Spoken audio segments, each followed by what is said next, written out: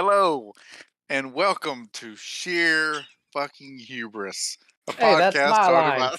by. Oh, sorry, sorry. Yes. Hello, I was indeed. counting backward from 5 in my head. Where were you?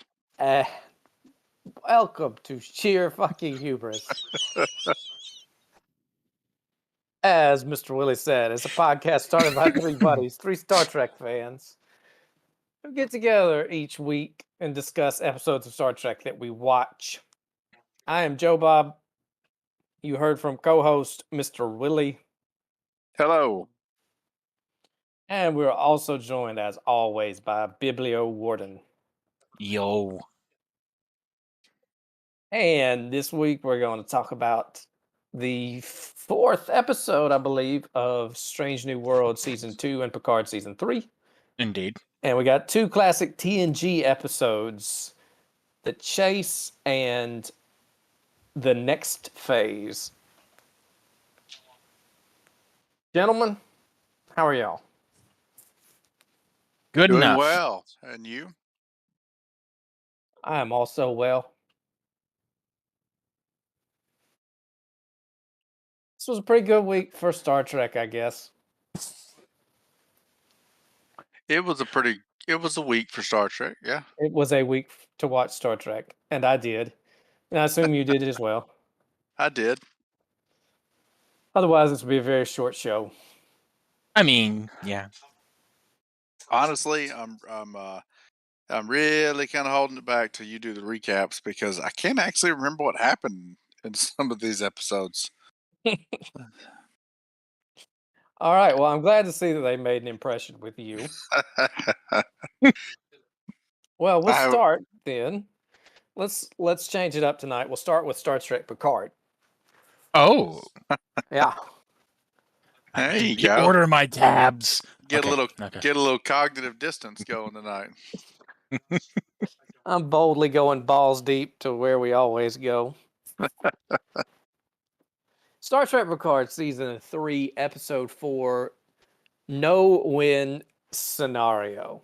Mm-hmm. If you guys have not noticed, they're kind of playing up a nostalgia factor in this season. Only slightly. You think? Really? I do think, Warden. I do think. Okay. All right. No-Win Scenario is another Kobayashi Maru reference. It's a very heavily Wrath of Khan first third of the season. Yeah, it's like tipping their hat to J.J. Abrams. The original creator of the no-win scenario. Yep. Oh, the great nerd of the galaxy. By the way, my wife hates when I use the word scenario. So she's side-eyeing me. But just wait on me. Just wait for me to go full on Picard and go with schedule and scenario and everything. Okay. I like to say schedule as well. It used to irk my children, but I think they've just gotten over it. Maybe figured out that you're going to do what you're going to do. I know.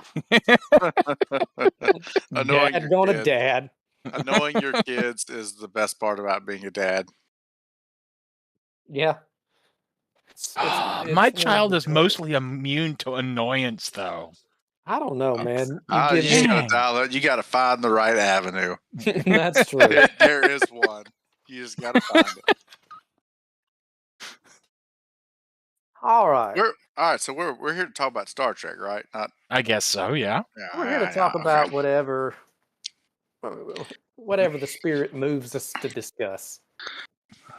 But I guess we can go ahead and get into the recap of No-Win Scenario, where we start out not on the bridge, but in the 10 forward bar, because we built that fucking bar for season 2, and we're gonna get mileage out of it. My God.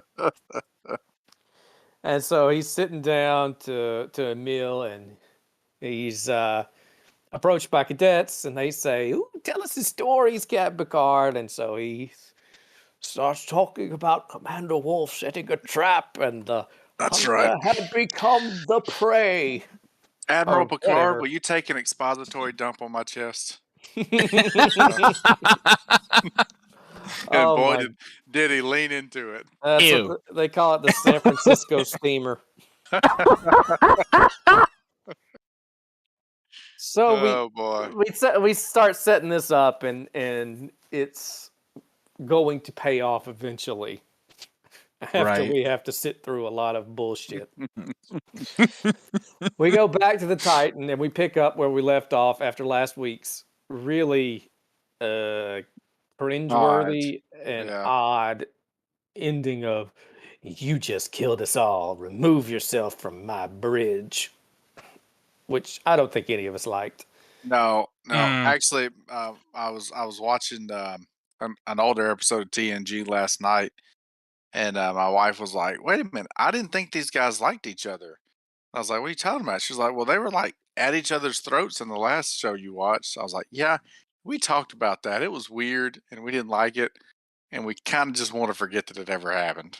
Well, this was the first time they were together and in a pressure situation. Oh, that's right, and in a reversal of roles, mind you. I mean, But Riker did the only other time Riker was captain, he did try to kill Jean-Luc. So that's true. The Borg are everywhere. the Borg are everywhere, including this fucking episode. So We don't know that yet. It Any- looked a little bit more like Ghostbusters 2 to me, or Ghostbusters 1, I guess, with the lights under the door. But anyway, yeah. Oh, I thought you were gonna say the changeling kind of looked like the slime that they sprayed all over the inside of Lady well, Liberty. that too. We had Peter Pettigrew cutting his hand off to summon Voldemort there at the end. Mm. Boy, did where are we going with this one? Joe Bob, take us away. So the Titan is doing something. I don't know. Depending on which external shot it is, it's either dead in the water or it's careening through space like ass over tea kettle. Just whichever external shot they need, basically. And Riker basically is, he's like, look, shut down everything, close the 3-ring circus, close the Evacuate all promenade, kids from the zoo. shut down the monorail. Monorail. Monorail. Monorail. Monorail's more of a Shelbyville thing.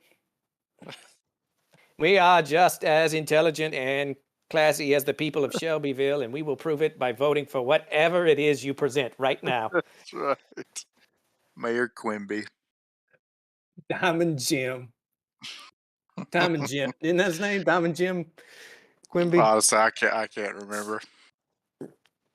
I'm trying to watch them again, but I've only gotten like 2 episodes in a week. Well, there's only like 1,000 episodes to watch. I'll get there. Oh my I'll get God. there. So yeah, Riker comes in, and it's weird because he's like, I'm doing this as a formality. I didn't understand that line. Whatever. But he basically tells Jean-Luc, he's like, you were kind of right. I was trying to avoid losing people. I'm in a dark place. Just like the darkness at the bottom of my son's grave as they lowered him down into the 6-foot abyss. I'm like, Jesus Christ, Riker. Yeah. He's like, and now I'm staring into this same abyss out here. I went and ran from it. Oh, this was well done. I'm shitting on it, but I thought it was well done and a very, very true to the character's way of saying, Deanna's an empath. She feels everything, and she couldn't live with somebody who felt nothing. I thought that was a good line. Mm-hmm. Yeah, I thought so too. The whole thing's made a little weird by the fact that they stopped off at their cabin in season 1 of Picard. He's like, I'm making pizzas. Like, yeah. He's like, but they're pizzas of infinite abyss sadness. Jean-Luc, we were making shiitake mushrooms, and I hate shiitake mushrooms. Please eat what? Anyway. Nice one. Thank you. And he says, we've been from one end of the galaxy to the other. I've seen a lot of things, But I haven't seen anything that makes me believe that there's one all-powerful something after this. And he suggests, Jean-Luc, go spend some time with your kid. So he leaves to do that, and we switch over. We see Seven. She's looking in the quarters of the guy. Oh, crap. What? Nothing. We're good. Are we? We are. I just didn't change scenes, but we were still catching audio, so who cares? Okay. The So audience. we're in the That's room who of the... cares. I care. Straight, sheer fucking hubris cares. Bum, bum, bum. It's our charity. If you want to donate to our charity, then just, I don't know, we'll find a way for you to give us money. Anyway, Seven finds the dead body of the person the changeling was impersonating and is like, oh, shit. So she goes and tells Riker, and Riker's like, let's keep this on the down low. She's like, but why? It's like, because they already failed in their mission, and let's not create any more of a panic. I'm like, all right. Meanwhile, Beverly, by the way, is in sick bay, and instead of helping people, she's counting off the time. Oh my gosh. And the wave hits, she counts it down, and all the stuff lights up. That's right. Yeah. And I was like, I feel a surfing bird. Lamar's classic. We cannot leave that well alone. I said that before it happened. I was like, I feel a surfing bird. Yeah. I was like, what's a surfing bird? I'm like, you'll see. Oh. Anyway, Picard walks in and is like, can I have a minute with Jack? And Beverly very graciously is like, sure. Take him away. So they go off somewhere, and meanwhile, Seven strolls into Shaw's quarters, and he's sharpening a knife because right. I don't know. Sure. He's on pain meds, as he tells us later on. And the little doorbell is like, don't come. Don't come. Don't come. Whatever. Oh, God damn it. Fine. She walks in and she's like, I hate to say it, but I need your help. He's like, oh, God. All right. What is it? He pulls up the service record, and it's like, and Seven missed the whole Dominion War being on Voyager, so he has to explain to her changelings. We get a picture of Odo, and she's like, well, how would I identify one? He's like, well, you should be able to figure it out, because I think we got off on the wrong foot. You're actually a great officer, and I totally respect you, and I think you'd make a great captain. She's like, you're being a dick. He's like, yeah, that's what a changeling would say to you. Yeah. I was not as hard on Shaw as you guys were, and I feel like I was right. I don't know how you feel about him. I think Shaw's pretty funny. I'm enjoying him more and more. I mean, I didn't say too much either way about him. I just said he was created just to be a dick, and I feel like he has delivered on that with precision and grace. He's not created just to be a dick. I don't think. Anyway, he says that changelings have to go back into their goo form, so look for their bucket. He's like, you got to find his pot stash, and she's like, reefer. He's like, don't I wish? But no. He's like, it looks exactly like the pot that Odo had, because that's what we know, even though it doesn't make any goddamn sense. Sense that they would use the same thing. Yes. Shorn thing, whatever. Look for the residue.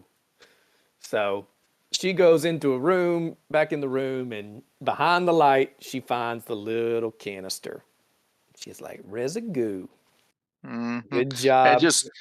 And just bebopping down the hallway with it, like I'm not holding this super secretive item right now. Just kind of, all right, hey, yeah, don't like stick a plant in there or something. Like, make it look a little bit more like inconspicuous. But where's she gonna find a fucking plant, Willie? I don't know. God damn it. Diverts the power to the replicators. Well, she asked to divert power to scanners, and they're like, nope, we got it all shut off. She's like, God damn it, I want power to the scanners. And then the changeling comes up, and instead of shooting her, just vaporizes the bucket so that she has time to get a couple shots on him, and he turns into this little meat pile and slinks off through the window, through the grating. Anyway. Yeah, that was kind of gross. It looks so much grosser now. Yeah, I'm not that sure was I like very it. weird. It definitely did send off some slime vibes from Ghostbusters. Yeah. Couldn't figure that out. Wasn't there? It's too bad that was it Star Trek 6 where she vaporizes the pot that they were cooking in, and like that's what should have happened. Like if there was anything in there and it vaporized it, it should look like that scene. Was that 6? That was 6, yeah. That was when she said no one can fire an unauthorized phaser on the ship. Oh, yeah. I'm like, well, apparently we can. We were getting lots of false alarms with that, so they did away with that. Because everybody's firing unauthorized phasers. That's why Shaw was sharpening a knife. There's no knife alarms on this ship. That's what I like to do when I'm on pain meds. I just go facing death. I go sharpen my knives. Yeah. I don't know. Full on Gary Busey. But anyway, so Picard takes Jack to the holodeck, and the writers knew exactly what I was thinking, because I'm like, wait, we still got power to the fucking holodeck? And Picard goes in there, he's like, 10 forward bar, because once again, we're going to get mileage out of this set. And Jack says what I'm thinking, which is, how does this still have power? Picard says, it's got its own separate little battery. Yeah. Which I would think they would be tapping into that battery at this point, but it's so that people can die. Joe Bob. Let them have this one. They at least explained it away enough that you can't argue with it. Oh, you can argue with it. It still may not have made sense in a mission critical situation, but you know what? Let's let them have it. I actually kind of like the explanation that, like, when everybody's about to die, they just go down to the holodeck and I don't know, have an orgy on a beach in Fiji. Yeah, but here's the thing. Like, do you think anytime there's like any sort of upset in the mission status, somebody runs down there and gets in there first? Like, oh no, can't do 10 forward. We're doing the Fiji orgy this time. God damn it, Roger! This is the 4th Fiji orgy we've done. Every time it's red alert, every red alert, Roger's down there with the orgy. How did you get naked so fast, Roger? God damn it! I pulled the Lorca maneuver. Oiled up? Oh man! And Picard he asks him to share a drink at 10 forward. He's like, "You ever been here?" And Jack's just kind of like, And he wants to discuss the elephant in the room. Picard's like, "That's a good idea." He says, "When did the hair go?" And Patrick Stewart says, this was kind of funny. Yeah, you're what? Enjoy 20, it. Yeah. 22? Yeah. You better enjoy it while it lasts. Enjoy it. So then he offers him some of his Picardo wine, and he doesn't want it. And so we get some product placement of some Jameson whiskey sitting there. Yes, we do. You know, for all to see, even though that was the quote-unquote cheap whiskey. But that's pretty funny. He's like, "You like whiskey?" He's like, "Preferably cheap and on the rocks." Yeah. Here, Jameson, brought to you by our friendly distillers in Killarney. But I don't know where it's actually. I don't know. But anyway, I like these two. I like that they actually start kind of talking and bonding, and Jack's not just a total dick. You know, he tells him at one point, he's like, "Look, I've been on my own." He's like, I'm not trying to be harsh, but just understand, I don't need this. And Picard's like, "Maybe I do." Like, you know, Jack could have been a dick, and he wasn't. Right. I feel like whoever's writing this show cannot possibly be the same people that wrote the first 2 seasons, but I may be 100% wrong. Maybe somebody just beat the shit out of them and got their brains right. I don't know. But let's go over to the Shrike, where Vadic actually has something interesting to do. She goes over and cuts her hand off, which then liquefies and turns into a disembodied, sinewy, muscle changeling floating head apparition thing. That is the best and most That was succinct way to perfect. describe that, Yeah. actually. That was it. This was weird. This was very weird. At It's first I was like, astonishingly so, yes. is she a changeling? And then I was like, oh, or did a changeling like cut her hand off and it's just on her all the time? Because that's even creepier. And I assume that's what it is, right? She's a human or a solid that has a little ride along all the time. I figure she's just a changeling. I would assume that she's a human, and I would assume she's a human with like it's a bionic hand, except not bionic because I guess it's organic, but which I'm would not just sure. kind of be like a hand, I guess. But Why don't you think she's a changeling again? because Well, she maybe seemed too subservient. Yeah, maybe, and maybe she's a subservient changeling, but why would she have to cut it off if it was a changeling? Of course, why would she have to cut it off even if it wasn't a changeling? I don't know. I can't tell. I think it's right along. I think Joe Bob hit it. I think it's like Jiminy Cricket. But it's interesting because she was almost a completely different character once she Looked had like it off. Vigo of Carpathia flashed up there. I'm telling you, this was Ghostbusters all the way. He looked so angry. Why don't we give him a kitten? He's suffering from I sit on a throne of pain over a river of blood. He is ego. There are many benefits to being the mother of a god, you know. Free parking. Probably get a very nice apartment. Oh God, Janos. Slides are available in the gift shop. I feel like we talked about Janos before on here, but Nah, I'm sure we did. We've hit an awful lot of pop culture references. A Can we few. even call Ghostbusters pop culture anymore, or is that already kind of seen its day in the sun? I don't even know what counts anymore. I don't care. Yeah. I haven't even seen the remade ones, but it's well, the first there's remake. two, right? There was the There was the gender one they flip. remade, and then there was the one they retro made. I mean, it is Yeah. the one with all the women where Janine is played by Thor.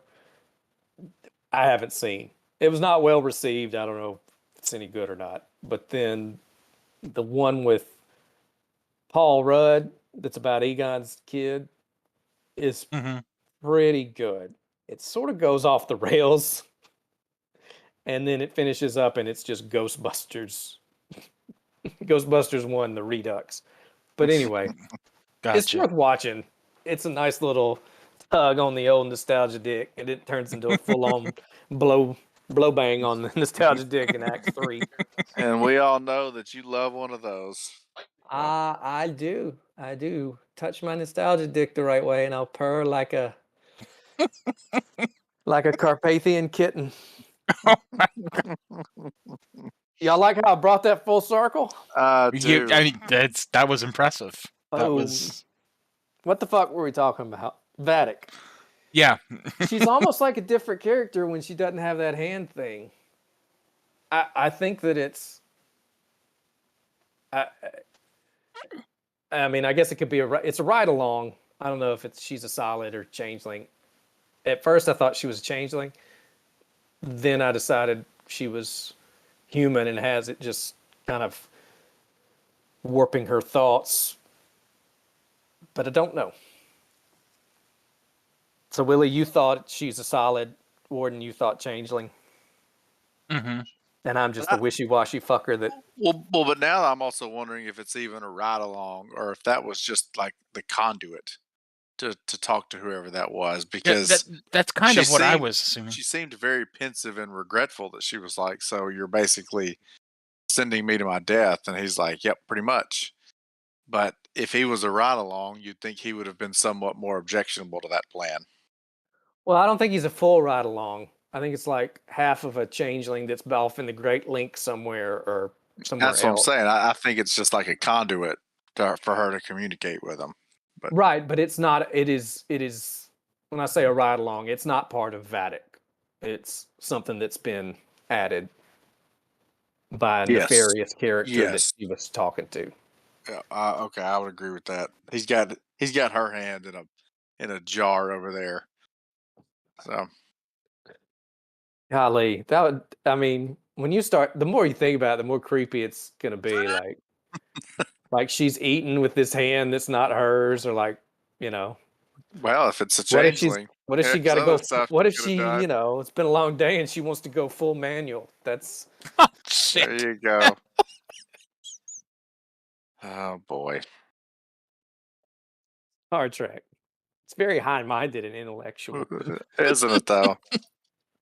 All right, so he tells her he doesn't give a fuck about her to go in there, and he's like, "But look, we don't know how to write this goddamn portal gun anymore, so you're gonna need to eject that." She's like, "Oh well, conveniently it won't work in the nebula's gravity." He's like, That's right. "Okay, whatever." But Sure make sure thing. you eject it such that it flies right by the camera. Yeah. So if you pause it, you get the little Easter egg that says Daystrom Institute on it. Yep. I'm surprised they didn't have the camera like get knocked around by it. Like there was. Like on Spaceballs when it zooms in too close, Yeah. hits him in the head. So Yeah, it so she heads into the jettisons net. the portal and Yeah. heads into the nebula. And then we're back at 10 forward, not the holodeck 10 forward, but The old 10 the forward. flashback 10 forward. Oh, and he starts talking about Darmok and Jalad, and he brings up a story about Jack Crusher, and this ties into when he was talking to Jack Crusher Jr. or the 2nd Mhm. or whatever earlier, when he's like, one time me and your namesake were in a no-win scenario or whatever, and he's like, But have you then heard this story? He asked him, Jack have says you? what we're all thinking, which is, what a kick in the dick for my mom to I name me know. after her first husband. But Picard's like, I'd have named you that too. He was my best friend, and he was killed, died in a Starfleet accident. So Mhm. I could totally see Picard naming his kid after Jack, especially if it was with Beverly. And can I just say too, by the way, once again, I don't know if it's the same writing crew, but it feels different because last season, Picard would have started telling this story and he would be like, I realized that your mother and I, we were ships passing in the night, and sometimes in the bleakness of the long existence of humanity, one must reach for the stars. And, he would be using all this bullshit flowery language, and now he's like, it's 10 fucking grueling hours. That part of it was silly, but I like that he talks like a normal person again. Mm-hmm. Yeah. Anyway, he started telling Jack that story and asked him if he'd heard it before, and Jack kind of didn't answer. So then we go back to the flashback, and Picard's telling the story about him and Crusher in the 10 forward lounge, right? Mm-hmm. In the 10 forward flashback. We'll call it 10 behind. 10 behind. Nice. Yep. Very nice. Very nice. And he talks about how everyone needs a connection, and Jack just keeps saying, well, no, not me. I'm perfectly fine alone. And as Jack starts, Jack's pouring him a drink, and that's when he he asks him what the worst predicament is, and so Picard starts telling the same story about being with the real Jack Crusher, and he's like, "You wanted to get laid," and he's like, "You bet." So Yeah. Yeah. which, hey, sure thing. I think it was funny that I agree with you, Joe Bob, about how the writers from the first 2 seasons, like, they wouldn't even end season 2 with him kissing Laris. But in this season, he's just talking so tongue in cheek about slinging D across the Alpha Quadrant, and it's definitely a little bit different Picard. I like it. He's like, they were enthusiastic. Yeah, yeah. They He's opened definitely their invitation. They opened it wide. took 3 seasons, but he finally got to be a dirty old man. Mm-hmm. And while this is going on, Captain Shaw comes in and heads up to the bar. And oh boy, Yeah. boy are everywhere. No, that scenery. So I'll tell one on myself. I remember hearing about Wolf 359. I knew that it was a large Federation fleet attacking a Borg cube. I guess I totally missed it that Locutus was involved there on the Borg side. What? Oh, Yeah, how? I guess I guess because I saw that so long ago that I don't know how. I don't know how I missed that. But like I knew there Okay. was Wolf 359 where there was a huge battle with the Borg. Right. Best of both worlds, yes. Yeah, but I guess that was one of those episodes I probably didn't see a ton. They captured Picard, Right. and turned him Well, into no, Locutus, and then headed I towards Earth and used his well, see, I knew knowledge. all that. Mhm. I knew about him getting captured and turned into Locutus and all that stuff. I guess I just either forgot or never knew that that was the Battle of Wolf 359. But Okay. anyway, I felt You just blew obligated. my mind, Willie. I felt obligated. I feel like you just told And me, mine. I feel like you just told me, like I knew that Sauron was a bad guy, and I knew there was this ring, but like I guess I didn't know that Sauron had anything to do with this ring. Yeah. I don't know how I did it. Like I was like, wait a minute, what? How did I miss that? So Well, especially because this is the second time we've seen this scene, because Cisco did the same thing to him in the first episode of DS9. He's like, "Oh, we've met. I was on the Saratoga at Wolf 359."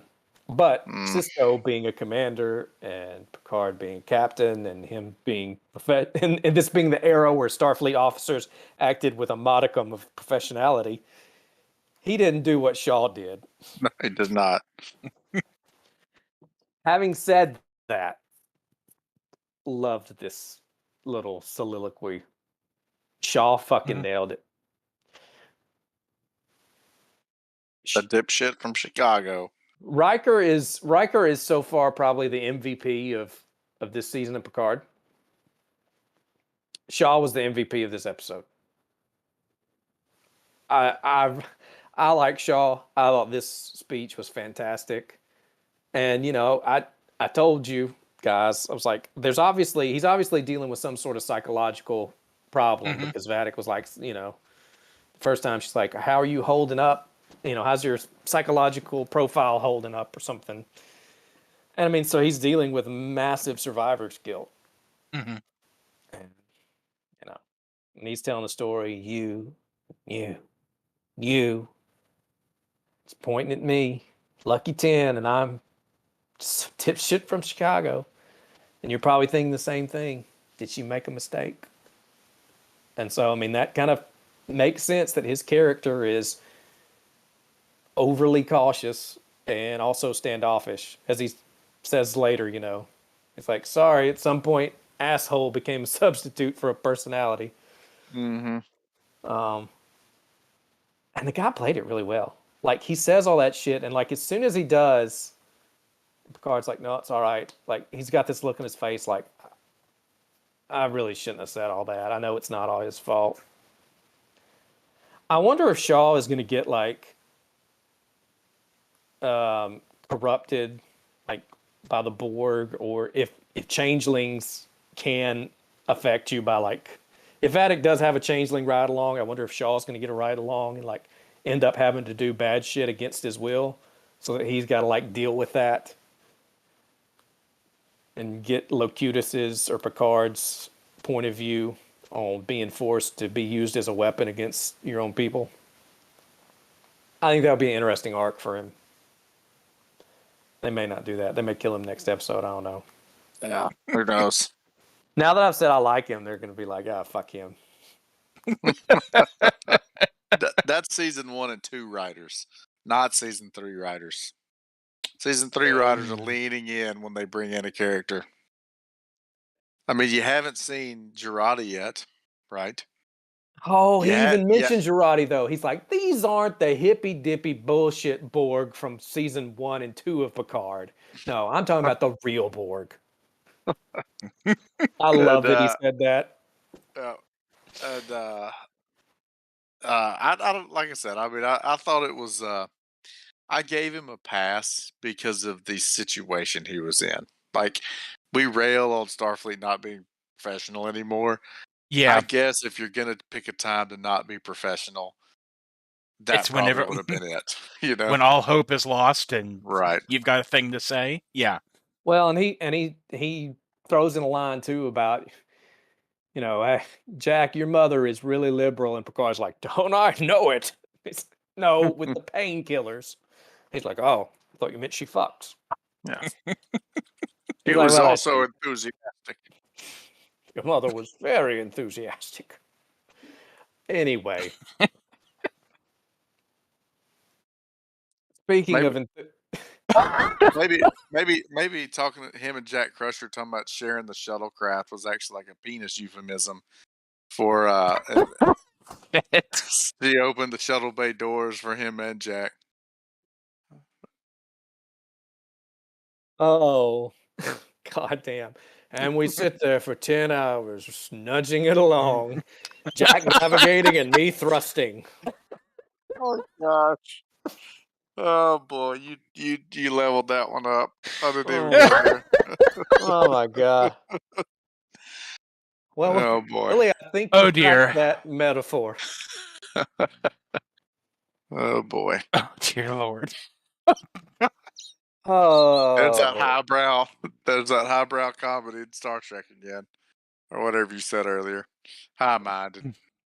Well, since we've gone there, speaking of enthusiastic and an open invitation, we cut to Beverly, and she's like, Jean-Luc, Jack, it's not a nebula, it's a vagina. Yeah. Like, what? Oh, boy. It's like, yeah, I started tracking these weird waves, and I think we can surf and bird on out because it's contractions. They're like, damn, does surf and bird since They're like, what happens when it reaches the crescendo? She's like, you don't want to be here. And all the men who've had children are like, no, you don't. So Riker's like, I wasn't even there when Troy was in labor. I was on the bridge. Riker says, can I just be a turbo lift away from this? Yeah. Riker's like, you think the turbo lift ride was actually 17 seconds? No, I made a pit stop. He's like, it was 4 seconds, and then I went and looked out some windows. Dead spot. Played my trombone. The trombone is going to make Troy an was sitting there later on tonight. You think when Troy was sitting there like screaming with the contractions, he was doing the wah wah with his trombone? Oh, that's why she's so pissed at him. Never forgave him. I broke your goddamn trombone, Will. Deanna's always had the weirdest accent to me. Anyway. Wait. Yeah. Oh, man. I actually thought you were going with the I drink your milkshake from There Will Be Blood, because that's definitely, you gave some Daniel Day-Lewis vibes there. Okay. Daniel Day Troy. I broke your trombone, Riker. Oh, so anyway, Picard and Jack and Beverly have to work really hard to sell Riker on not just giving up. They're like, we have a plan, it might work. And Riker's like, yeah, but if we just don't do nothing, then maybe there'll be something left of the Titan so Deanna can get my letter. I'm like, dude, what the fuck? Yeah. But I liked it. In general, I liked it there because they're like, let's do what we spent our whole lives being great at, that we know we do better than anybody else. We're all here together. Let's fucking do it. And I told you guys, like, I want to be able to forget about the first 2 seasons of Picard and all 4 TNG movies, and this to just be what came after All Good Things. I feel like it's kind of setting up to be that. I like. That's right. As Riker said, this is the end, my friend. Yeah, if this is the end, let's do it together. And he calls the crew and he's like, well, we're going to try some shit. Hold on to your butts. No, that's Strange New Worlds. Isn't it? Pretty much, yeah. But there's one problem though. Do the surfing bird, then the sails have to be open. I don't know why. Like a solar sail. Yeah. We are deployed. Well, so they could Yes, you got it. The poor little Indian guy in Star Trek 4. I don't quite I wonder if that is the great grandfather of the IT guy in. I mean, it might as well be. I mean, it may have been the same actor. Who's on it? Who's our fact checker? It's not the same actor. That's like 40 have years no different. idea. It's 40 years Prove later, me man. wrong. Prove me wrong. I wouldn't even know where to begin. Jesus Christ, Willie, quit sidetracking me. Yeah, So we Picard comes in and is like, you may just be a dipshit from Chicago, but we need an old grease monkey.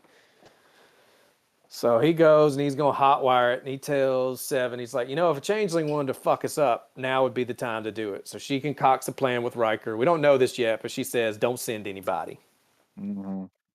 She says, we're going to do a ruse. Riker's like, I love it when you call it a ruse. Jean-Luc's like, I don't. It worries me. That's a callback to the first episode. This is dangerously close to hijinks. All right, so then they say, all right, it's now or never, surfing bird time. Cut all the power, go to main thrusters. And everybody hold your breath. Everybody hold your breath. Shaw gets one coil open, and that's when Crash LaForge comes in and says, hey, I'm here to help. Riker sent me. My dad is Geordi, after all. Which gives me the credentials to be an engineer. Even though I'm a pilot. I can fly. But I'm a pilot. Nice. These F-18s are much different than the Phantoms you flew in Vietnam. Pardon the metaphor, but you're about to get a crash course in modern avionics. Here's some wow. It's good. Keep them coming. Keep them coming. Oh man. I have to say, I was not thinking when I sat down that we would be going to Independence Day of all things. Expect the unexpected. All right, you alien assholes. Wow. Remember me? I'm back. In the words of my generation, up yours. Oh boy. Jesus Christ. Oh. Anyway. I saw that movie twice in theaters. It was so amazing. Oh. It's doubly impressive because that means you had to con 2 adults into it. There's only like 8. It was separate adults. No, I mean, still. All right. so Crash LaForge comes down and she's like, I'm an engineer. And Seven's like, She's like, What's what are my you doing, name? Commander? It's like, Commander who? Commander Hanson. And she terminates that bitch with extreme prejudice. Mm-hmm. Shaw's like, how'd you know? She's like, oh, she always calls me Seven because she's not a total dickwad. He's like, Fair good enough. call. Yeah. Fair enough. And he just goes right back. I like Shaw.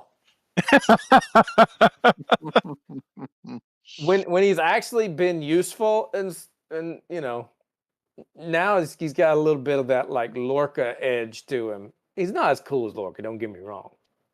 But, you know, I can handle the dickheadedness when he's also being useful. It's mildly charming, even in its way. He was better in this episode. In its way.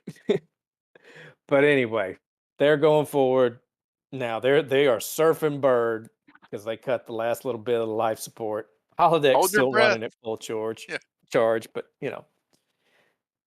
And they're trying to stay on the wave, but there's asteroids. So we get to see Picard on thrusters again with Jack navigating, just like Picard and Jack 40 years ago, or 60 years ago, or however the fuck long it was.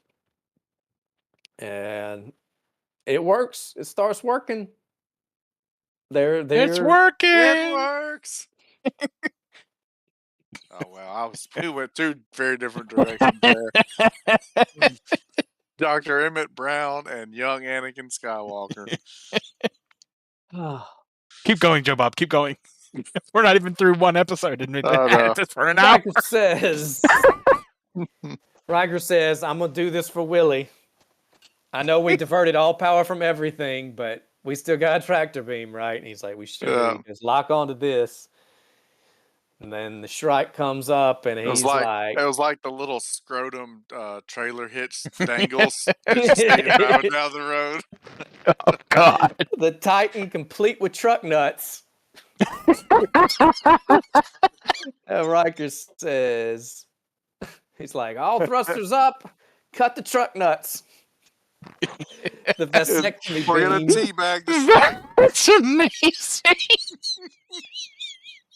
And Beverly goes, Will, did you just teabag Vatic with an asteroid? He goes, you're goddamn right I did. That's the real Picard maneuver. No, that is that is the Riker. Ship-sized nut in your face that is 100% Riker. Oh boy. Oh man. That's so the stuff. Shrike it's dead in the water. And then that's when the womb spews forth its beautiful and jellyfish-like contents, and we see little bloops going bloop, bloop. Somehow we hear Harrison Ford yell, "Don't look at it, Marion. Shut your eyes." Oh, it was cool. I liked it. I liked the space jellies. And Beverly says to seek out new life. And Riker goes, and boldly get the fuck out of Dodge. Which I liked. I liked it too. And so then they head on out. And Jack looks, they're all looking around. Everybody's hugging each other. And Jack kind of looks how everybody's hugging each other, but nobody's hugging him. And he kind of has this look on his face. The actor for Jack did a hell of a job this episode, I was going to say. And then we cut back again to 10 behind. Mm-hmm. And it would be 10 behind or 10 reverse. What did we say? 10 behind. We said behind, but... Okay. 10 behind. And after Picard's sitting there and he's like, now I believe my haddock and I have a date. And he's at full mast. He has just finished all this masturbatory Federation rah-rah bullshit. And he is so full of himself he could not drink another drop of the Picard vineyard. And then he hears, well, what about a family? Picard's like, fuck that. Starfleet is the only family I ever need. And everybody's clapping. He's like, in fact, if I found out today that I had a son with a former chief medical officer, I'd tell him to go fuck himself. And everybody claps louder. And Jack's got this look That on might his have been an editorial, I think. face. No, that's what happened, Warden. Yeah, it's totally what happened. That's the way I remember it, and you're not gonna convince me otherwise. Okay, all right. And then we get a scene, and so Picard realizes that. And I don't know if Jack realizes. I don't know if Jack knows that Picard knows that he knows, but Picard knows that Jack was there, and that now it all makes sense. And then we get Riker talking to Troy. He's like, he says some sweet shit. He's like, I've been running. It's like closed off, but I saw something beautiful today. And I remember life can be beautiful. And I do love this, by the way. I mean, it's well done. And I love the sort of poetry of how Riker at the beginning of the episode is looking into this abyss, talking about how he's basically staring death in the face again. And unbeknownst to him, he was literally staring at life. You know, new life being created. And that comes out later in the episode. So anyway, maybe Glenn finally was able to go take a screenwriting class or something, because I feel like this season is just much better done. I thought Glenn was writing Discovery. Maybe he came over. Maybe he got too good to write Discovery. So. And that's why it fell off after the first season. Oh, and then we get our little teaser to kind of keep, because this is a pretty self-contained arc, these first 4 episodes. But just to kind of have the teaser, we see Jack seeing the Ghostbusters door. And we hear a voice. And I don't know, this is where Warden, I thought you might be on to something with it being more Borg stuff because of the way they brought up Locutus. And I can't, maybe Jack is part Borg still, because he's hearing voices of, come find me, Jack. And seeing weird shit. And he slaps himself in the face. And the episode ends. Was Rafaela and Worf even in this episode? I was just Not at all. Briefly, My right? favorite Not at thing all. about this episode is it had the perfect amount of Rafi, which was This is none at fucking all. There you go. You stole my thunder on that one, Willie. That was going to be my very next comment. Well, I was trying to think. I thought there was very briefly where they talked about having to go to Daystrom, but was that not? That was in the last They episode. were not in this episode at all. Okay. Last week's episode was the worst of the season for me. This one was better. Warden, what did you think of it? Oh, it was good. It was like, I mean, it was not great, but it was good. I enjoyed, and you are right. The Shaw is. I mean, I never had the problem that you guys seem to have with them at the beginning. So, I mean, I admittedly, Joe Bob, you did say that you didn't hate him, but you expressed hope for the future. But yeah, I enjoyed it. I Joe thought, Bob's the glass half full guy on the show. well, yeah. Somebody has to be.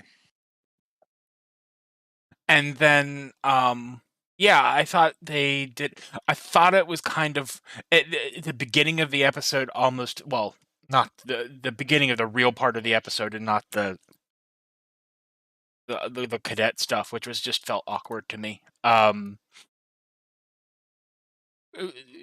It almost seemed to acknowledge that, like, yeah, we know the previous episode that was weird. So. And normally you get that from like season to season. It's unusual to get it from episode. It really like, is. the next freaking episode. But yeah. So that I mean, but It's excuse me. almost like somebody in the writers' room was like, "Wouldn't it be cool if we ended an episode with Riker saying you just killed us all?" And they were like, "That's staying in. God damn it! Does it make sense? No, we'll print a retraction at the beginning of the next episode." Well, and the writing team was completely different from one episode to the next, so it could be that they're like, pay no attention to what those assholes did. But We are they are disavowing paying that attention to entirely. what the assholes did. That's the difference Yeah. between this season and last season. Last Mhm. season was just a series of fever dreams that had nothing to do. It was just like, all right, we're gonna have people go steal a car this time. Then we're gonna have Girardi singing fucking Pat Benatar. Then we're gonna have Rios trying to fuck a Cuban doctor. It is just whatever. This season, they paid attention to what happened in the other episodes. Absolutely did. Which intensifies the my confusion about the fact that they did these season 2 and season 3 back to back as far as filming them. I don't know how that worked. But it was just like, yeah, how do you okay, anyway. But yeah, I enjoyed this Maybe they episode. just started filming season 2, like with no writing. And while they were filming season 2, they were writing season 3. Maybe so. Because season 2 is what would happen if Mad Libs got to do a Star Trek series. I like that. Willie, what do you feel? What are your thoughts on no-win scenario? I mean, here's the deal. So far with this season of Picard, right? It is just leaps and bounds ahead of season 1 and 2, right? Mhm. So I can find myself sitting and watching these episodes, and even though I may like tilt my head to the side a bit at some things that happen, I'm not just like rubbing my temples like I did for most of season 1 and 2. So I can find myself just sitting back and just watching the episode and just enjoying the experience of watching it. And then at the end, I may say, that was kind of weird. That they had like a mirror on the wall there with Vatic, but it's it's one of those deals where it's not such of a focal point in an episode, like versus I mean, you go back and think about, like you said, the fever dreams, where an entire episode was in Picard's subconscious running through a dungeon, right? Like at least with this one, the things that are weird are just kind of uh minor plot devices or minor parts of the episode. So I guess to answer your question, I mean I enjoyed it. It probably wasn't the best episode I've seen, but I watched it. I thought it was creative. I thought we had some fun things that happened, like the truck nuts and surfing bird and all that. And you know, I give it I give it a good grade. It might be the best episode I've seen of Picard. Well, The one where they went to a space Nazi future was pretty fun. But as that's the far as one the I always go Star back Trek to as episode fun. goes, I think this is the best episode of Picard. Mm-hmm. I loved this episode. I thought it was great. Well paced. You got some actual Star Trek exploring, seeing people have awe at the beauty of the universe and finding new things Mm-hmm. is fun to me. Like to me, that's kind of like classic Star Trek. Instead of Mhm. everybody just being so goddamn dour all the time. I liked it when the contractions hit. I could see what was going on the ship for a split second or two because it lit things up. I liked the amount of screen time that Rafi got. And honestly, these first 4 episodes, I feel like taken together are better than any of the Star Trek TNG movies because they're basically self-contained. I mean, we found Jack, we rescued him, we got out of the nebula. If you cut everything with Rafi in it, then it's a pretty self-contained arc. You know, It's yeah, a the first change. act. No, it's not a first act. If you cut Rafi out, I feel like this could be a standalone movie. I'm saying as the season of a whole, assuming there's about 10 episodes or however many they are, Oh, this well, was like yeah. the end of Act 1, right? So Yeah. we've gone, we've picked up Crusher, and we've rescued Jack, and the But it's a villain's very, still out there, but it's still a and very then self-contained first act. right. Mhm. Well, and it's just so refreshing to have something in Picard that's coherent enough to be called an act. I know. That's very true. Fair There were point. episodes of season 2 that you could watch in any order, and it make only marginally less sense. And not because they were episodic, just because they were. I don't want to talk about season 2. Yeah, let's move on. And Let's people talk about season 2 people of are Strange New doing Worlds. things. People are doing things for reasons that I understand, and they have Mhm. shit to do, and it's consistent with their character, and they have motivations, and they react like normal fucking human beings. And I didn't know how much I missed that until I saw this season of Picard. I was like, oh yeah, they can actually approximate people in these shows. Approximate people. Well, let me just ask, you guys have any? You want to make any predictions? Unfortunately, my predictions stand. You still think the Borg are working with the Changeling and they want to get baby Locutus? Basically, I think somehow the Borg have the changelings working for them. And they Or decided the the Borg reason they Queen. lost, the only way to make Locutus unstoppable would be if they had him when he still had hair. I mean, You're not wrong. Willie, you got any thoughts? No, I mean, I think y'all are probably still pretty close with what your predictions were from last week. Obviously, uh, obviously the Dominion have infiltrated several different levels, right? I guess the only part to me that was maybe a little confusing is I'm not sure how they're going to tie in the Rafi Wharf side arc, because if you think about it, wasn't Vatic already out there in the nebula with them when there was the attack on Federation HQ with the portal gun? But she had the portal gun, and she'd been Yeah, chasing Jack Crusher for a while.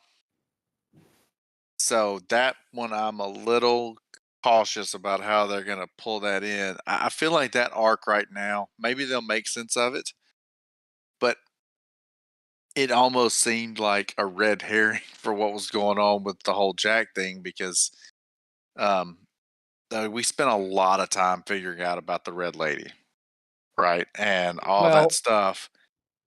You know, all we've basically done is just set up for the fact that the portal gun was just a diversion. right. There was still something important stolen from the Daystrom Institute. Right. And so that's where, I guess, in Act 2 is going to be Worf and Rafi trying to figure out what that was. But I think there's a little bit of a timeline confusion there with that. But Maybe it's like The Witcher. Different things are happening in different times in different places. maybe so. But anyway, no, I mean, I don't have any major predictions. Obviously, it is going to be, there is something to do with Jack. Unless it may not necessarily be Borg, probably is. The other option would be that he has somehow got him a little traveler too, a little ride along. Hmm. I think he and it does. I think there's a decent chance to that. it's the same right along as Vatic. Mhm. Yeah, I'm not crazy about the Jack getting visions, but we'll see where it goes. I mean, yeah, I would agree with him having the ride along thing, but I still think it's more from Locutus than it is from the changelings. I think there's something he got from Picard that's Borgy, that's asserting itself. I guess we'll find out next Yepper. week, episode 5. You think Seven's like, how the fuck were they able to take all your shit out, Picard? Why do I have to wear this goddamn patch on my eye I don't know. or around Apparently, my eye? well, if Warden's prediction comes out, maybe they left the Borg testicles on him. Maybe they I didn't get think those out. they kind of addressed that. It's kind of basically that Picard's assimilation was comparatively ephemeral or whatever. I mean, Maintain his sort of individuality. The only Borg they gave a goddamn name to. Whereas Seven was, I mean, she was a kid when she was assimilated, so I am pretty sure the implication is that That's fair, Warden. it went deep. That's fair. Star Trek Picard Season 3, Episode 4, No-Win Scenario. Pretty good, I thought. Mm-hmm. Moving on. Let's talk about Strange New Worlds. Because Okay. we talked about that for a long time. Yes, Longer we than did. the fucking episode. Yes, we did. Oh, man. This one was a... Oh, boy. Oh, boy. We're headed back to Vulcan. And that means Spock's going to see his bae. And while we're there, Nurse Chapel wants to apply for a fellowship with Vulcan archaeological medicine, I think. And we get to see everybody just kind of hanging out. And Spock talks about how he's got some extra time.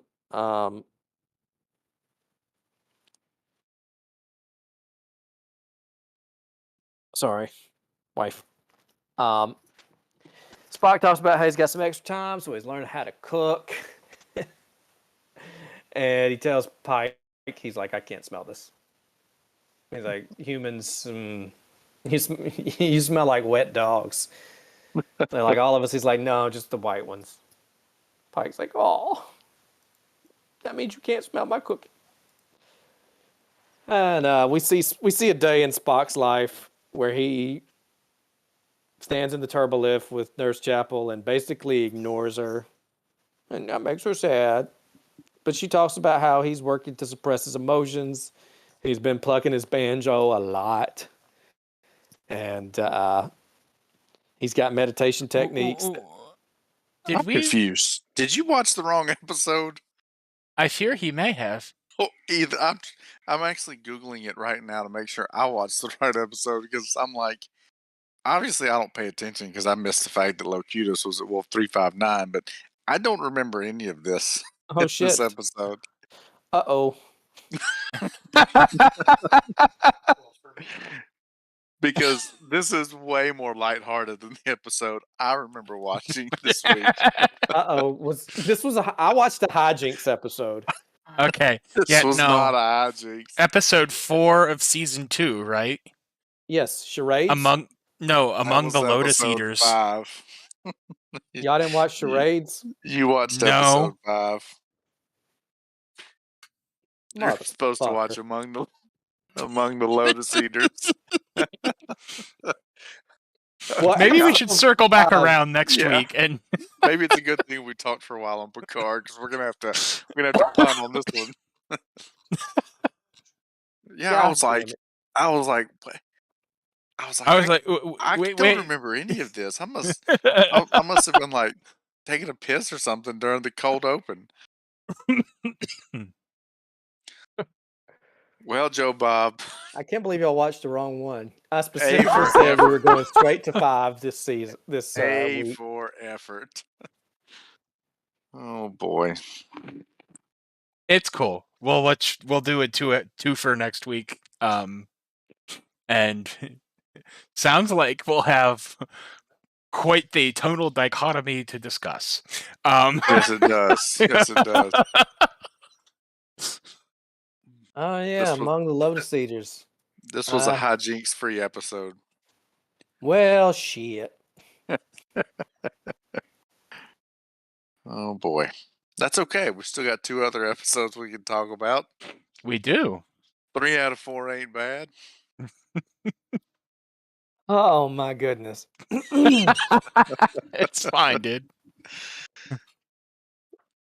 You know, that explains why you, in a very light-hearted manner, put in the chat earlier, you're like, Strange New Worlds. Ooh boy. And I was like, I don't think that was a hoo boy, but okay. Well, never mind. Well, all right, but y'all get to watch charades. And you get to watch Among the Lotus Eaters. Yeah. And then I'll probably watch Among the Lotus Eaters again so that I remember what the hell happened. That's right, yep. I'll put it this way. You can tell it's lighthearted because the title is not about like imposters. It's literally the name of the game, charades. So. Okay. Okay, well, Strange New Worlds. We'll be back next week. Stick a pin in it. Oh God boy. damn, that's gonna make next week's recap real long. Maybe I was sitting here trying to wonder how long I should let you go on because I was either going to A, get spoilers, or B, realize that I watched the wrong episode. Oh, well. It's my first mistake ever here on Sheer Fucking Hubris. First one. That's true. Yep. Everybody gets one. Yes. Yeah. Apparently everybody gets one. All right. Then we also watched 2 Star Trek TNG episodes this week. 2 very good ones. That being the season. Let's see. Was it season 5, episode 24? I think. Correct. The next phase, and then the chase, which I think is season. I think it's 620. Either 610 or 620. It was 620. Yeah, there you go, All right. Warden. Almost the end of the season. I did not pick either of these. So, Willie, you picked the chase.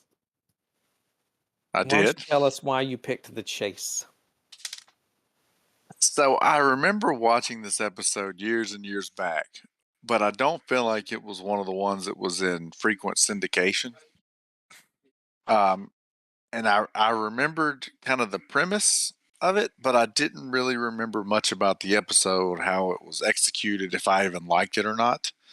But I just remember thinking it was kind of a cool premise. So, Right. So I wanted to go back and watch it and just kind of see if it still held up, or if there was a reason that it stuck out in my head, like it had. So that was the reason. Okay. Well, how did it hold up? Well, I enjoyed it. I mean, it was definitely it was unique, right? Mm-hmm.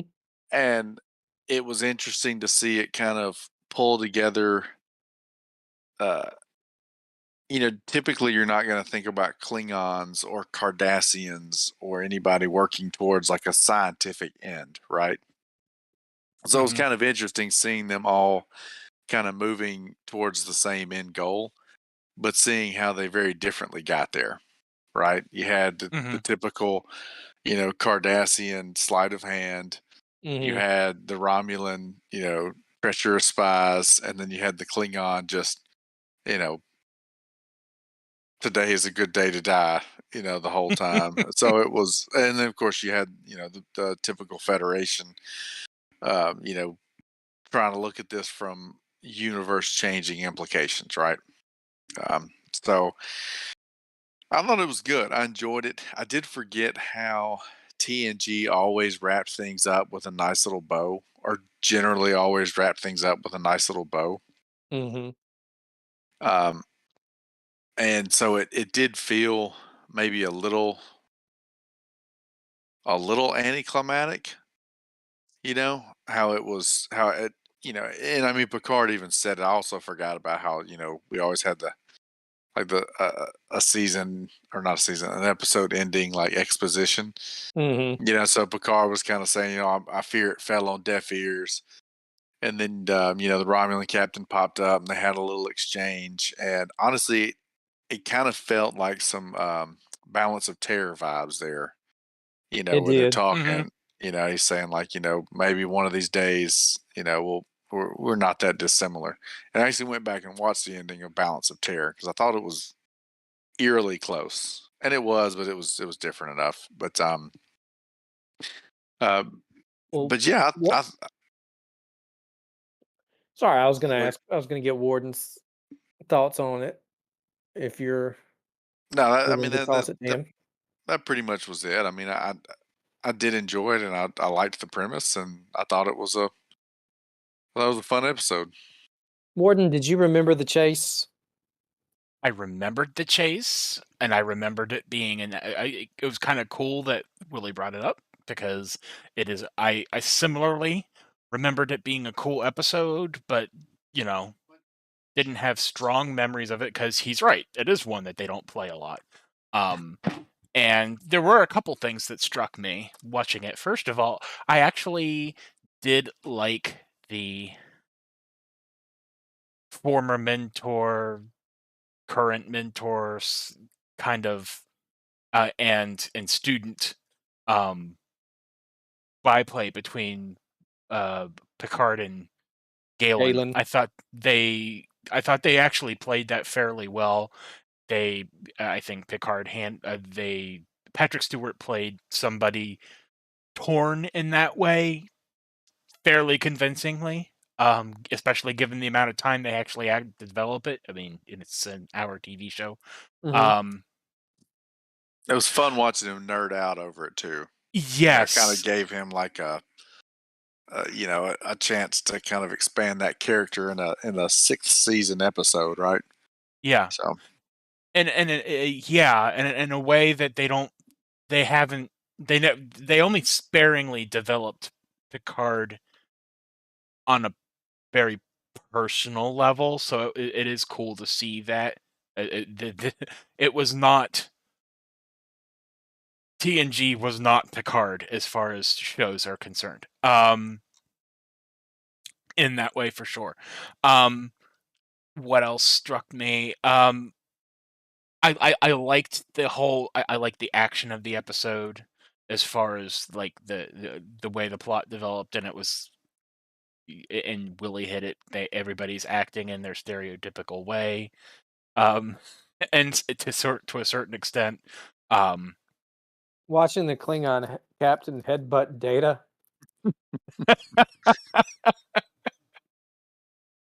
and Data be and then laugh it basically off, unfazed by it. and then laugh it off, Yeah. and almost, kind of became friends. Like I liked New Doc. Hmm. yeah, New Dog was one of the main things I remembered from the episode. Was New Doc, and he delivered. But yeah, the last two things. The first one is a little thing, and speaking of changelings, it is interesting that the aliens that they meet, or at least the recording of that they meet, look an awful lot like the founders. I love Um, that Hmm. too. it And the is actress curious. almost seemed really close to one of the actresses for Hmm. one of the I founders wondered if it too. was the same actress as well that played the female changeling, Hmm. because I the would have voice to. was Yeah, spot Voss on, I voice thought. was very close. And it's probably just happenstance because it's one of those things where, okay, we need a humanoid that all other humanoids came from, so it's going to look fairly generic. And Yes, that's over what I here we need uh, somebody who is looking humanoid but basically is made out of Play-Doh. So ultimately it's going to be a very head, eyes, mouth, nose, 2 arms, 2 legs, generic looking biped. how far But back in the genealogy of Klingons do you think they sprouted the second penis? fairly early on. Other humans are like, why didn't you seed our? Why didn't you put that little strand in ours? Yeah, New It Dog's is like, the "We same got 2 actress. seeds." It It is is the the same same actress. actress? Hmm Okay. Mhm. Yeah, I meant to mention that as well, Willie. Good job, Ward. Um, so the other thing is it does also remind me of a maddening thing that TNG had a tendency to do because of the dark side of it being the episodic thing that it was. They have a habit of having these extremely profound, world-changing, personal-changing moments, and Hmm then forget about them completely. Yeah, Um, yeah. I mean, you would think the fact that all of the major um, humanoid species, intelligent species of the galaxy are actually all rated to a single precursor race would have come up again. You would think. Yeah. Yeah, it kind of nullifies the old Prime Directive, doesn't it? Oh yeah, kind of theoretically, from a That's a certain good. point of Yeah, view. that's a good point, Willie. A certain point of view? Yes. Yeah, I went there. You're going to find many of the truths that we cling to depend greatly on our Mm, own point of view. Um, so you guys have pretty much covered it. I liked this episode. I remembered a good bit of it. Um, I remembered Galen bringing the Curlin Nascos, Mm-hmm. but when I was watching it this time, I was like, oh, okay, that's symbolic of this whole episode. Like Mm-hmm. all these little peoples that are a part of this, you know, basically that each have a portion of the progenitor race. So Yeah, the symbolism definitely hits harder when you're not 12. isn't that weird? that's yeah, seems to be pretty categorically true. Mm. That, and I also feel like this was an episode that a writer somewhere cooked up along like over the years of reading people write in and say, why does everybody in Star Trek, why they all got 2 arms, 2 legs, 2 eyes? Why they all look the same? It's just some different prosthetics. Doesn't make sense. They would have developed with like three legs and 2 dicks and some might be elephant men and some might be, And he's like, well, this is why. This is why they all look the same, because they all are the children of this granddaddy race. Shut the fuck up. And it's a fabulous Good retcon. explanation. Yeah. Fabulous. I mean, can't really argue with it. So it's a good episode. It also Yes, kind of it also kind of explains why all these cultures kind of develop all their technology at very similar times in similar ways, because really, if you think about it, you know, why would one of these races not have developed warp technology far in mhm, advance of everybody else and all that? It also kind of makes sense now why they all kind of progress at a similar rate. yeah.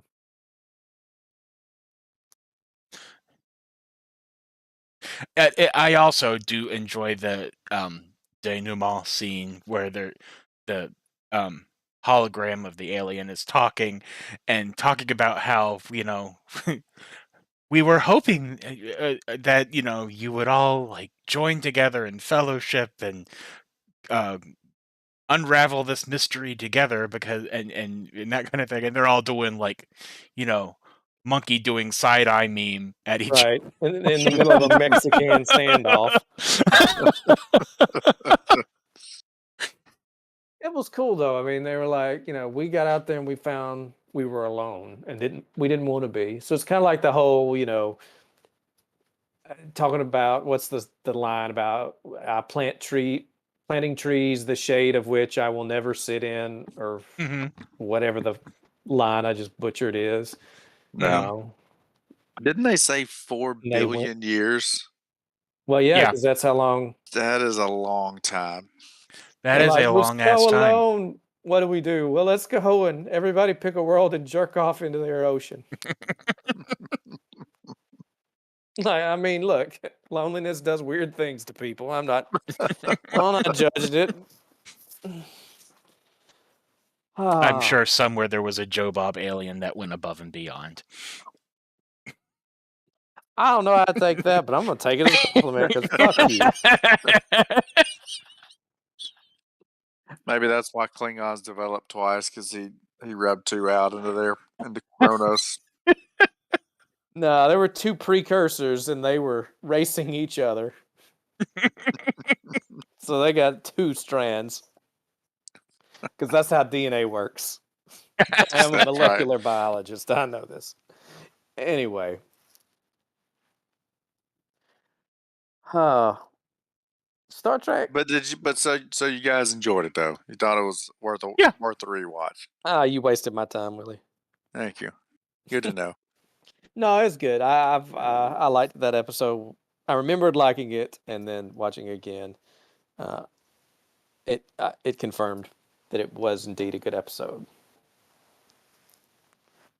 All right. Star Trek TNG season 6 episode 20, The Chase. Moving on to Star Trek TNG, actually moving backwards a season 5 episode 24, I think. The next phase. Warden, you picked the next phase. What why don't you tell us why? It's super simple. We've been watching Picard. We've seen, what is it, Shelby LaForge? Is that her? Sydney LaForge Sydney. a lot, and they're referring to Geordi a lot, and it's just like, the Geordi's coming. I know he is. I know we're gonna see Geordi, and at least that's what my brain is telling me. So I'm like, let's watch a good Geordi episode that doesn't involve him being romantically awkward. And so I did forget how much Ro was in this one, which was cool because I enjoyed the Ro episodes. She added a lot of How often was she in the angsty show? spark.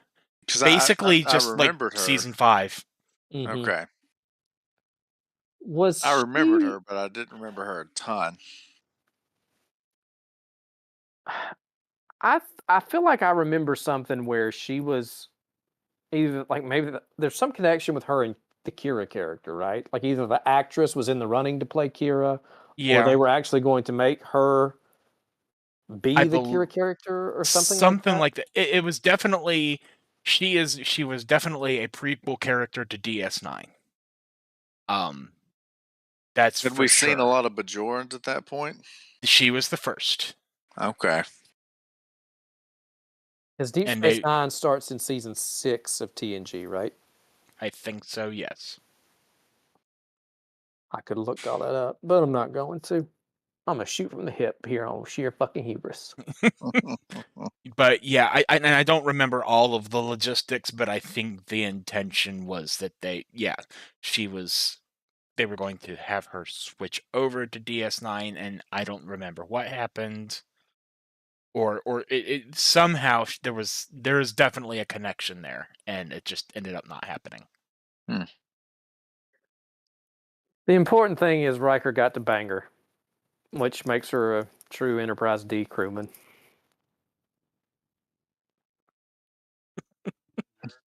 I guess that was subtextual.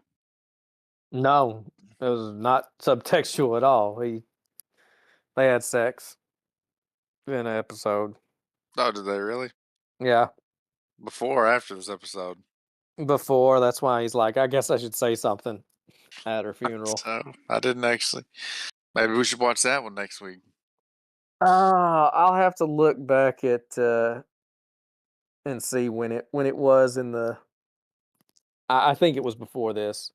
I want to say it's the episode Conundrum, where they wake up and the whole crew has a case of amnesia, and Riker and Ro they butted heads from the very beginning, but since they have amnesia now and don't know each other, she's like, I mean, "You're pretty hot," and he's like, "Well, you're pretty hot," and they're like, "What if we hate each other?" They're like, "Well, I don't remember it, so let's fuck." So they do. Then they get their memories back, and they're like, "Ah, damn it! I just remembered I hated you." Oh, there you go. I think somebody in chat can correct me if I'm wrong. I think that happened. I remember that happening. That might have been a fever dream, but That was some of your fan fiction. yeah, I'm 99% sure that happened. Anyway, Willie, had you seen this one?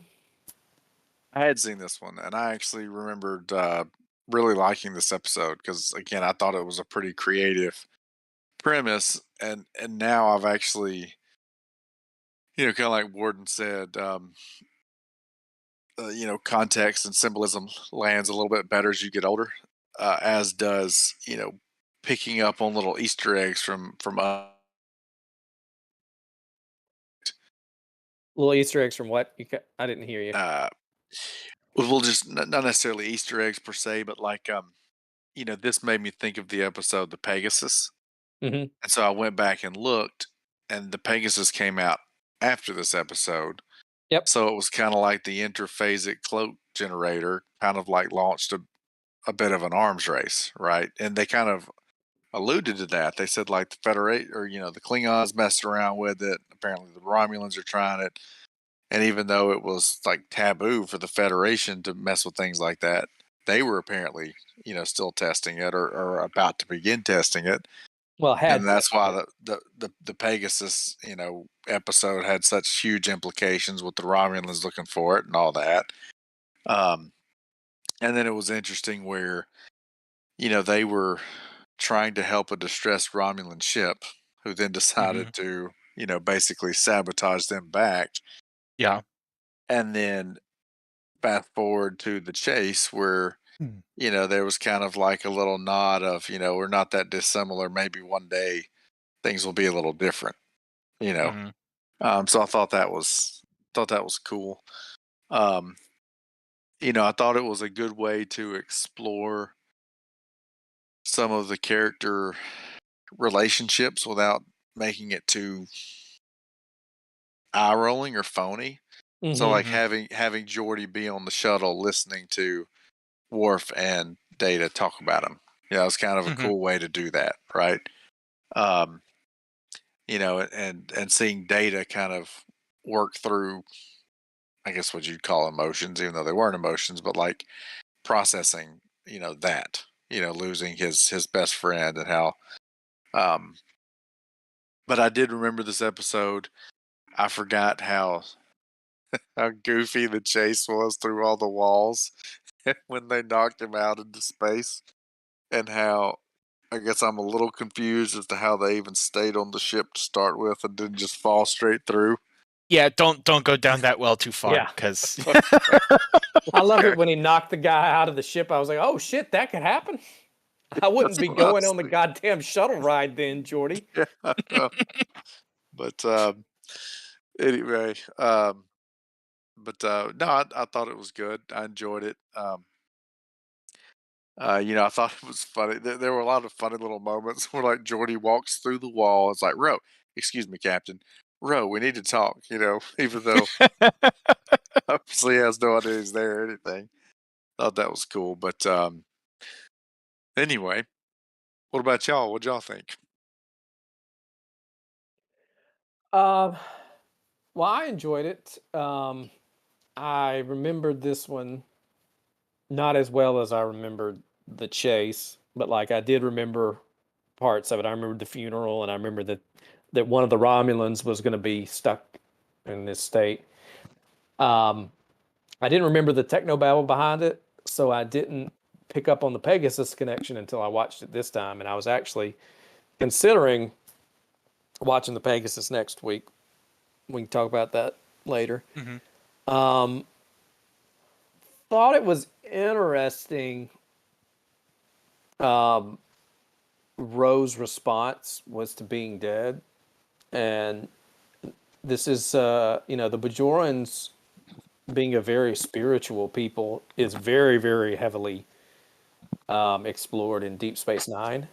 Mm-hmm. So, and I did look it up. DS9 starts in season 6 TNG, so this is shortly before. This is the end of season 5 of TNG. They were already kind of working that spirituality and religious mythology into the Bajorans, which I thought was interesting. I also liked how she's like, "Don't you know we're dead?" She's like, "Shut the fuck up, bro." He's like, "I want to get back to normal me." I like how Geordi at the end too. She's like, "You're still eating?" He's like, "I eat in 3 days, bitch."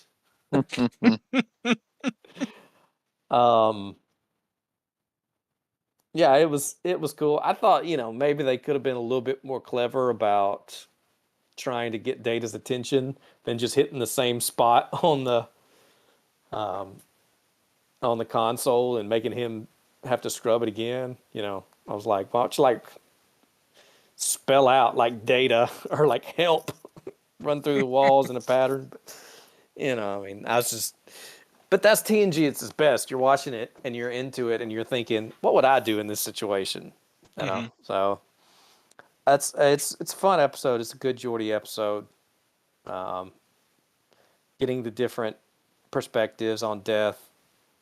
I like the scene between Data and Worf where Worf's like, I'm the wrong one to be talking to. He's like, a comrade died in the line of duty. He's like, it's a glorious time. And we got to see Riker play his trombone, which is always nice. That was Quote unquote play. Yeah. Yeah. Well, that was a callback. Yeah. That was a callback to Star Trek Picard. They made that little Easter egg there. Yeah. 30 years before. I enjoy it. I mean, yeah, fun episode and directly links to the Pegasus. So, I guess I'll ask you guys, how well do you remember the Pegasus? I started remembering it when you referred to it. But it's not one that's stuck sticking there right in my brain. I remembered it fairly well. I feel like that was one that I did remember seeing a good bit when I was younger. Seems like they ran it a lot. Yeah, I'm not. I couldn't sit here and give you the entire plot summary, but I do remember. I remember enough about the episode that I don't think there's going to be any. There probably wouldn't be any big shocking surprises, but I bet there's a lot of little things that I would pick up on now that I didn't then. We get a pretty good Riker speech out of it, and a good Picard speech. I guess it's a Riker exploration episode, right? Yes. Because if I remember, the Admiral there was kind of like Riker's mentor, kind of like the whole Professor Galen thing did with Picard. Right. Well, do we want to talk about it or we want to watch it? I mean, you think it's worth watching this week? You could watch it. That could be our. I would say we only need to watch one though. Yeah, that'd be our classic, and then. Well, then let's skip that one since you guys seem to remember it fairly well. Do you remember it fairly well? Do I? Joe Bob. Oh yeah, I remember it really well. Okay. Yeah, I mean, I can break it down pretty good for you if you need me to. Well, I mean, I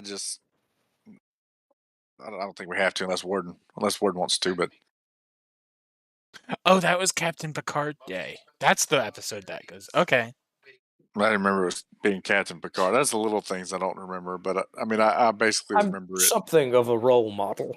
It materialized inside of an asteroid and kind of Well, mess everybody up. But then they hijack it and hook it up to the Enterprise because the Romulans basically trapped the Enterprise inside of the asteroid, right? And so yeah, well, they 15 years ago or 10 years ago, when Riker was an ensign or a lieutenant, he was on a ship, an experimental ship that was testing this, and it it it went wrong, and they thought the ship blew up, but what happened was they actually phased it. But the thing that was covered up was there was a mutiny because the crew thought it was dangerous, and all the senior officers mutinied against the captain. And Riker, being straight out of the academy, was the only officer to side with the captain, and he kind of saved the captain. And so when the captain comes back and says, "Will, we found the Pegasus," it's this huge crisis of conscience for Will because no one knows that there's a mutiny and no one knows they were working on forbidden technology. And so Picard is trying to find out what's bothering Will, and he's like, everywhere I go, Will, I just get like basically redacted documents. And he's like, this is bullshit. He's like, I picked you because of your integrity, and maybe I made the wrong choice, and Riker's got to decide whether to come clean about the mutiny. And Pressman outranks him still, so he's still ordering Will to outranks Picard, so he's ordering Will not to say anything. And Picard's like, "Don't fucking hide behind orders, Will." He's like, "You would." He's like, "I thought you're the kind of man that would do the right thing regardless of the rank on the collar." Anyway, that's the Pegasus. mm-hmm. So if we're only gonna watch one, have you guys seen These Are the Voyages, which is the finale of Star Trek Enterprise? I have not. I have only seen the Star Trek Enterprise episodes you've told me to watch. Well, there's a connecting thread. I won't say anything more than that. It'll become fairly apparent, I think. But yeah, the Enterprise finale, These Are the Voyages. A very controversial episode. I remember it being controversial, Okay. and I remember in the very broadest sense why it was controversial, but I have not seen it for myself or really dug into it. So yeah, that sounds good. And I will watch You will run the correct episode of. I will watch this week's episode of Strange New Worlds. All right, so we're gonna do Strange New Worlds 4 and 5, and these are the Yes. voyages.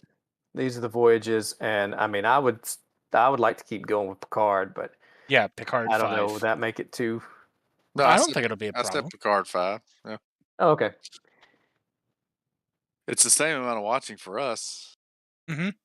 I mean, I may rewatch just so I remember it, but Well, I just more meant the show may run a little longer if we're recapping a two Strange New Worlds, Yeah, but that's okay. but we'll try to get to we'll try to maybe get to it about the time we started with this one and not bullshit at the beginning for as long as we did. Sounds good. Well, so what was your favorite well, between the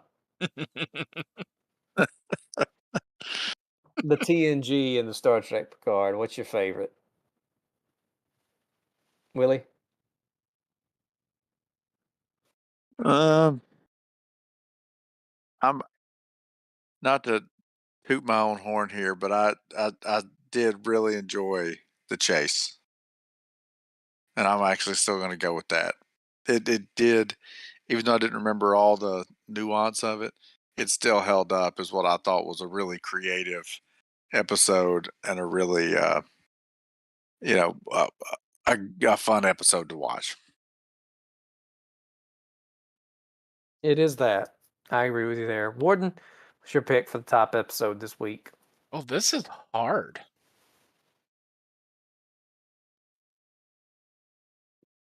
Well,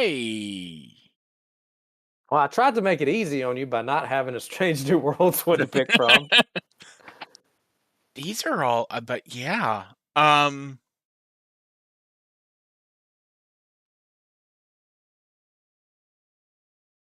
gonna. This is weird. I'm gonna say Picard.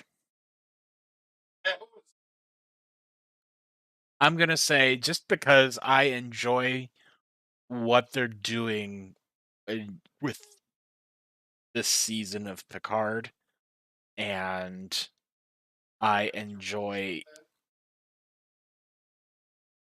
the interpersonal stuff. I think it actually the conflict between characters feels a lot more reasonably placed compared to other seasons and shows of New Trek.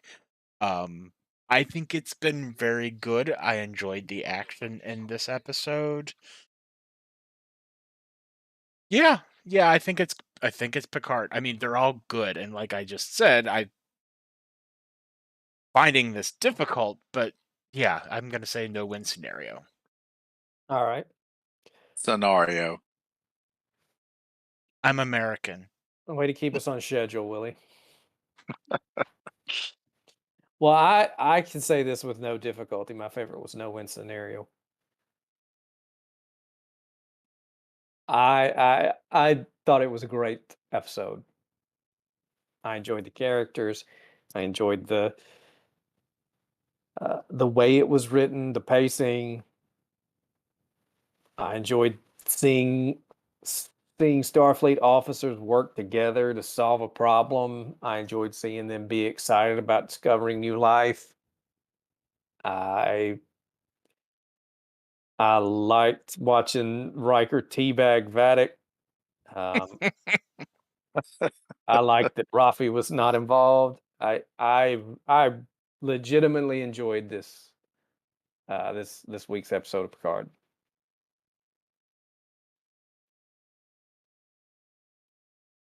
Cool.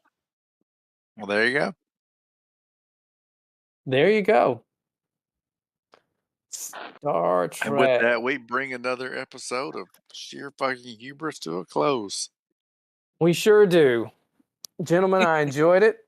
We'll be back next week with the 5th episode of Star Trek Picard, the apparently 4th and 5th episodes of Strange New Worlds, season 2, and the finale from Enterprise. These are the voyages. I think that's the name of it, but you'll be able to find it. It's the last one.